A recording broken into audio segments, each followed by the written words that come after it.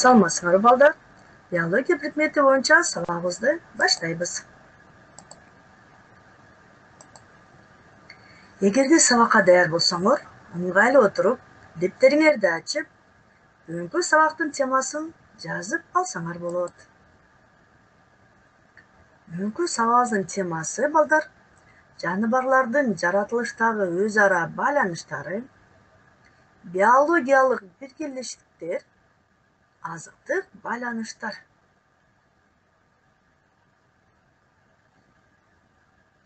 Балдар сабакка жакшылап көңүл буруп отургула.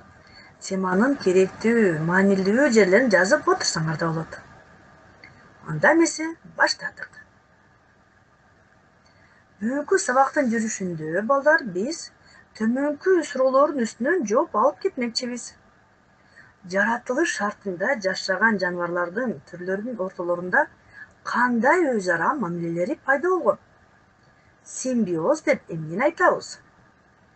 Квартирачалдык деген эмне? Анын мисалдары кандай? Жырткычтардын жаратылыштагы ролу кандай? Биоциноз деген эмне? Биоцинозго мисал келтирүү.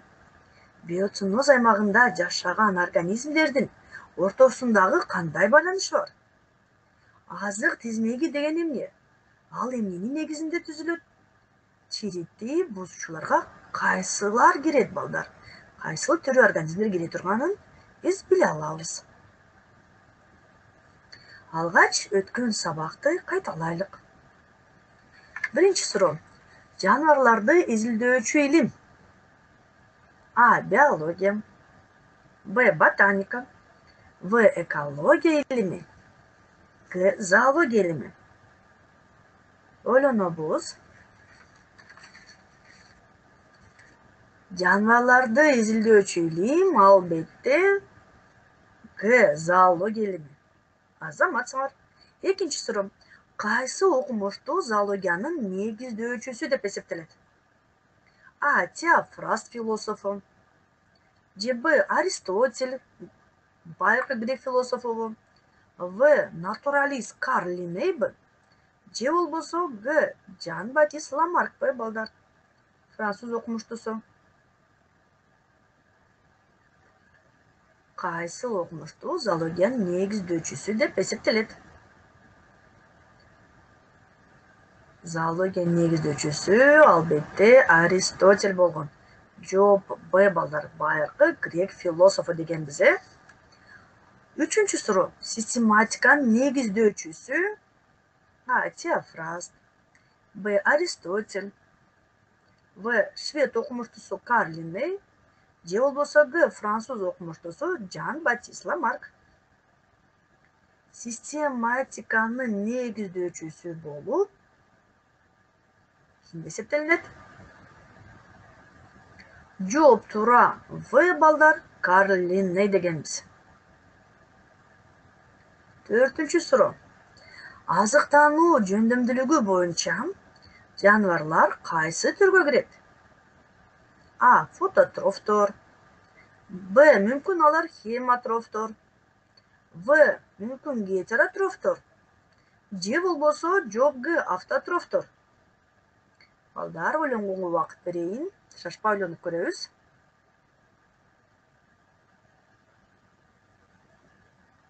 Азыктануу жөндөмдүүлүгү боюнча жаныбарлар албетте гетеротрофтор дегенбиз, балдар.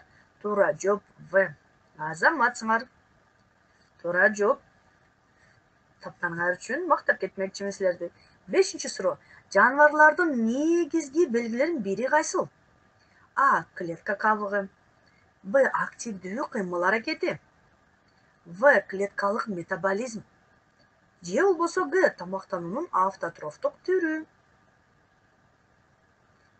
Ойлонуп көрөбүз балдар, ой жүгүртөбүз, шашпайбыз. Жаныбарлардын негизги белгилеринин бири албетте Б балдар. Активдүү кыймыл аракети дегенбиз. Төмөнкү жооптордун ичинен туура жооп Б болот. Алтынчы суроо. Жаныбарлар дүйнөсүнө канча түр кирет? А. 500 000. Б. 1 миллион. же болбосо В 1,5 миллион түр кирет. Г 3 миллион. Туура жооп В балдар. Жаныбар дүйнөсүнө балдар 1,5 миллион түр кирет дегенбиз. Азаматсыңар балдар. Анда жаңы темага өтөлүк. Жаныбарлардын жаратылыштагы өз ара байланыштарын карап көрөлүк балдар. Жаратылыш шартында жаныбарлардын ортосунда абдан татаал жана ар түрлүү өз ара байланыштар орун алат. Алардын бардыгы бул жетегил территориялык жана азыктык мамилелерден ачык көрүнөт. Жаныбарлардын ортосундагы өз ара катнаштар негизинен төмөнкүлөр балдар. Симбиоз же бирге жашоочулук, квартирачылдык же арам тамактуулук, жыркычтык, митечилик жана эрегештик дейбиз балдар. Мен балдар өңүңөрдө бул видео бурмакчымын. Бул видеодон биз жаныбарлардын өз ара байланыштарын көрө алабыз.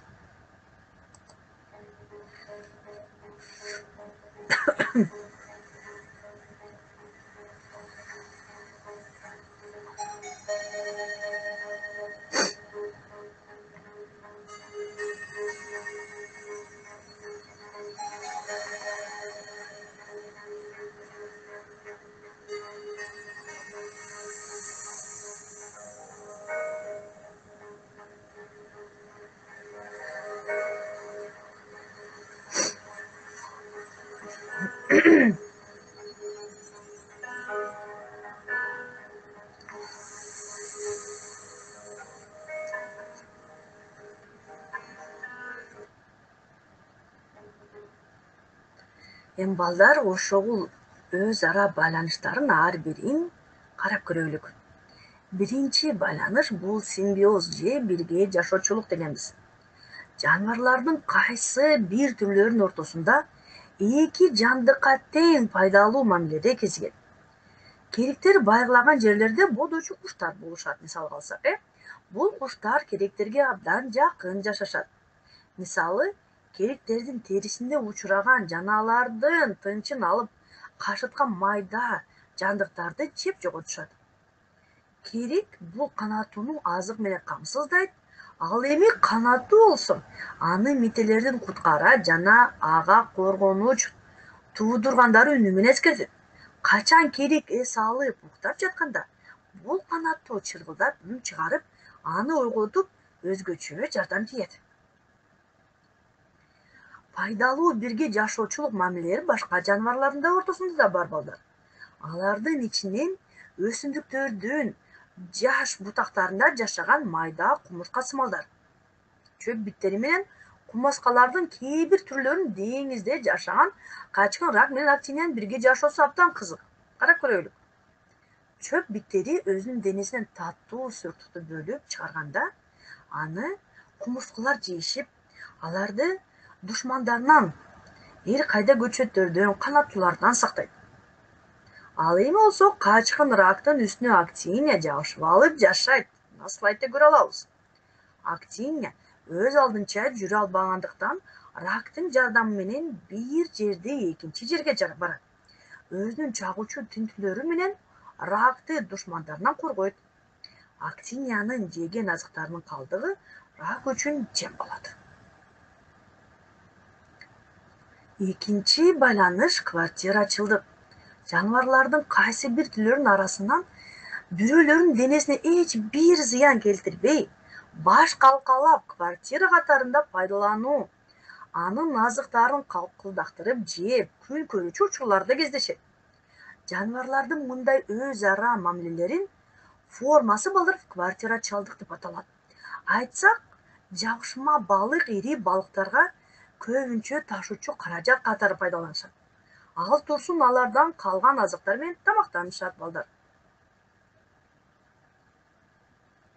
Жыркычтык. Үчүнчү мамиле бул жыркычтык. Жаныбарлардын арасындагы өз ара байланыштардын ичинен эң кеңири таралганы бул жыркычтык. Бир түрдүн жандыктары экинчи түрдүн жандыктары менен азыктанып, аларды жеп жоготушу жыркычтык болот. Мындай өз ара мамилелер суу коңузу менен балыктын чабагына, Өрдөк баш менен окунга, арыз чычкан менен келемишке мисалга алсак, түлкү менен коюнго мүнөздүү. Жырткычтар менен алардын жеминин оолчусунун ортосундагы мамиле жырткычтык деп аталат. Жырткычтардын жаратылыштагы мааниси абдан чоң. Алар көбүнчө начар, ылаңдаган жымдыктарды жеп жоготушат. Жырткычтардын саны жана таралышы жемнин көптүгүнө жараша болот. Табылгасынын саны көбөйгөн жылдарда жалпы жырткычтардын түлкүлөрдүн, мисалы арстандын жана башка жаныбарлардын саны да жогорулайт. Жырткычтар өзүлөрүнө жем болгон түрлөрдүн санын жөнгө салып туруучу табигый иреттөөчүлөр болот. Кийинки өз ара мамиле балдар бул митечилик. Жаныбарлардын денесинин сырткы каптоолорунда же ички органдарына ар кандай жандыктар жайгашышат. Булар негизинен сырткы же ички мителер болуп саналат. Мителер жаратылышта көп таралган. Мителер кезиккен жаныбарлар мителердин ээлери болушат. Мите жаныбарларга бүргөлдөр, мисалга алсак биттер, сүүлүктөр, кенелер, чүчө курттар, аскаридалар киришет. Башка жаныбардын эсебинен жашаган жаныбарлардын тиричилиги митечилик деп аталат. Кийинки өз ара мамиле балдар бул конкуренция же эрегиштик. Бир эле жерде байгылаган организмдерге зыян келтирүүчү көптөгөн жаныбарлар бирдей эле азыктарды жешет, уяларды салышат, жээнтерди казышат. Мында ар түрлүү эрегешүү пайда болот. Өзүлөрүнүн керектеши боюнча жакын, бирок аларды иш жүзүнө ашыруу мүмкүнчүлүктөрү чектелген жаныбарлардын арасындагы мамилени конкуренция же эрегиштик деп аталат. Качкыр менен түлкүлөр, мисалы алсак, ар кандай көңдөйлүү уялуучу куштар жана башка конкуренттик абалда болушат. Эрегишкен жаныбарлар бири-бирине тескери мамиле жасашат. Эми балдар, көңүлүңөрдү дагы бир ирет бул видео бурмакчымын. Бул видеодо биз жаныбарлардын баардык өз ара байланыштарын көрө алабыз.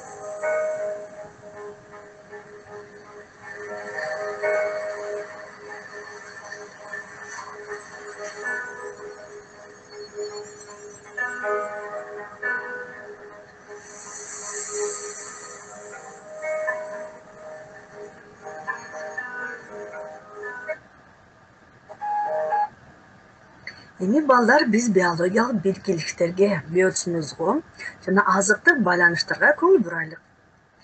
Белгилүү территорияны ээлеген, бири-бири менен тыгыз байланышкан өсүмдүктөр менен жаныбарлардын жана башка организмдердин тобу биоценозду же биргелештикти түзүшөт.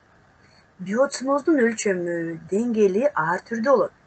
Мисалы, көлмөнүн өсүмдүктөрү менен жаныбарлары бир биоценозду, шалбада же саазда жашагандар өзүнчө биоценозду, ийне жалбырактуу токойдуклар үчүнчү биоценозду. Ал эми болсо мөмө жаңгак токойлордун ээлегендери дагы бир биоценозду түзүшөт. Биологиялык биргелиштер балдар же биоценоздор азыктык байланыштар бар. Биоценоздун аймагында жашаган организмдердин ортолорундагы байланыш негизинен азыктануун аркылуу түзүлөт балдар. Көк сур же сары чыккан чөптөр менен азыктанышат, мисалга алсак, аларды түлкү, бүркүт кармап жешет. Чычкан сыяктуу майда кемирүүчүлөр чөп менен азыктанышат. Алар өз кезегинде арыз чычкан жана башкаларга жем болушат. Биоценоздо түзүлгөн мындай азыктык байланыштар азык тизмектери деп аталат. Көрдүк балдар, мына көрдүңөрбү? Эми балдар кайталоо үчүн суроолорго келип жеттик. Өтүлгөн теманы бошоктоо үчүн тест менен иштеп көрөлүк. Биринчи суроо. Симбиоз деген эмне балдар? А. Жабырлануучунун түздөн түз жок кылуу. Б. Пайдалуу бирге жашоочулук мамилелер. В. Бир түр тамактын булагы катары экинчисин колдонуп, ээсине зыян келтирген мамилелердин формасы. Симбиозде биз туура жооп Б. Азаматсыңар балдар, пайдалуу бирге жашоочулук мамилелерди айтабыз. Экинчи суроо. Төмөнкү өз ара байланыштардын кайсынысы жырткычтык мүнөзгө ээ? А. Бит ээсинин денесинде жашайт. Б. Карышкырлар майда чөп жегичтерди жейт. В. Курт кумурскалар гүлдүү өсүмдүктөрдүн ширесин азыктанат. Туура жооп балдар.